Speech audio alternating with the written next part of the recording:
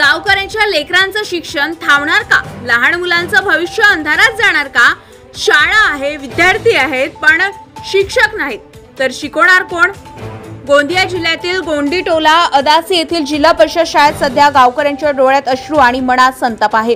पहिली ते चौथी पर्यंत चालणाऱ्या या शाळेत सुमारे 35 विद्यार्थी शिकत आहेत। शिक्षण हे प्रत्येक लेकरांचा मूलभूत हक्क आहे, पण हाच हक्क आता धोक्यात आल्याचं चित्र दिसतंय।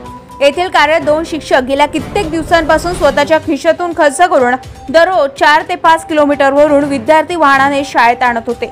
मुलांचं शिक्षण थांबू नये, त्यांच्या आयुष्यात अंधार पसरू नये म्हणून शिक्षकांनी स्वतःचं कर्तव्य ओलांडून मोठं पावलं उचलली होती।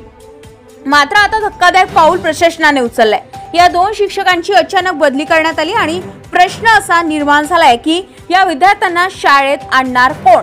शिक्षकांशिवाय शाळा कशी चालणार? मुलांचं शिक्षण सुरू राहणार की बंद होणार? यामुळे गावकरी एकवटले। शिक्षणाच्या हक्कासाठी गावातील महिला पुढे आल्या। लक्ष्मी कुंभरे, निशा सलामे, सुधीर ब्राह्मणकर, अजय हत्तीमारे यांच्यासह ग्रामस्थांनी जिल्हा परिषद गोंदिया आणि स्थानिक आमदार यांच्याकडे धाव घेतली।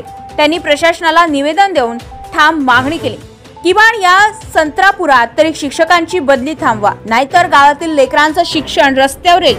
गावकऱ्यांचा सवाल एकच, शाळा उघडी ठेवायची की कायमची बंद करायची? विद्यार्थ्यांना न्याय द्यायचं की अंधारात ढकलायचं? ही बदली की मुलांचं भविष्य संपवण्याचा डाव? आजच्या काळात गावागावात शाळा बंद पडण्याची पटसंख्या कमी होण्याची समस्या गंभीर बनली आहे। अशा वेळी गोंडीटोला शाळेत झालेल्या बदलामुळे खरंच प्रश्न उभा राहतोय। प्रशासन गावकऱ्यांच्या आक्रोशाकडे दुर्लक्ष करणार का की लेकरांच्या भविष्यासाठी ठोस पावलं उचलणार? याचा महाराष्ट्र 24 न्यूज करिता गोंदियावरून आमचे प्रतिनिधी आकाश नंदागवळी।